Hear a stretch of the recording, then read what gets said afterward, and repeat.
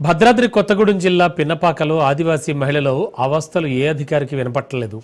కనీసం పురిటి నొప్పులతో ఆసుపత్రికి వెళ్లేందుకు కూడా రోడ్డు సౌకర్యం కరువైంది. నొప్పులతో ఆమె పడ్డ వేదన గ్రామస్తులను తీవ్రంగా కలిచివేసింది. ఆరోగ్యమిత్ర స్వచ్ఛంద సంస్థలో పనిచేస్తున్న పార్వతి అనే మహిళ 108కి ఫోన్ చేస్తే ఆ గ్రామానికి రహదారి లేకపోవడంతో డోలీ కట్టి ఆమెను తీసుకురావాల్సి వచ్చింది. సుమారు 3 కిలోమీటర్ల దూరంలో ఉన్న గడ్డిగూడెం ప్రధాన రహదారి వరకు తీసుకొచ్చారు. అక్కడి నుంచి అంబులెన్స్లో భద్రాచలం ప్రభుత్వ ఆసుపత్రికి తరలించారు. గర్భిణి జానకి ఆమె భర్త సమ్మయ్య వికలాంగులు కావడంతో వారి అవస్థను చూసిన గ్రామస్తులు తీవ్ర ఆవేదనకు గురయ్యారు. ఇప్పటికైనా అధికారులు స్పందించి రోడ్డు సౌకర్యం కల్పించాలని గ్రామస్తులు డిమాండ్ చేశారు.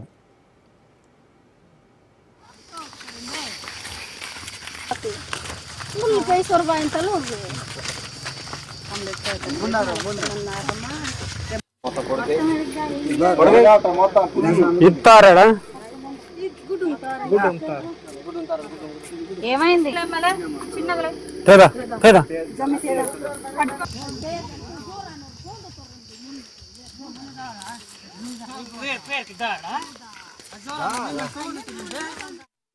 సార్ మేము నా పేరు ముడియం సమ్మయ్య, నా భార్య పేరు ముడియం జానకి కానీ మా ఉమేష్ చంద్ర నాగారు.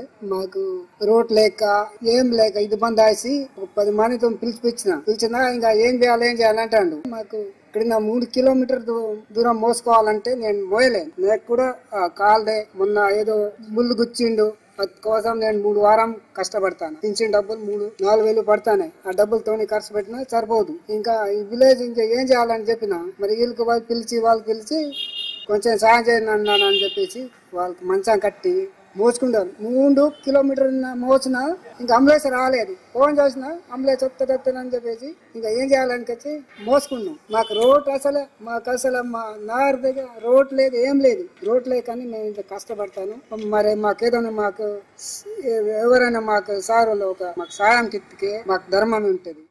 నమస్తే సార్, మేము నా పేరు ముడియం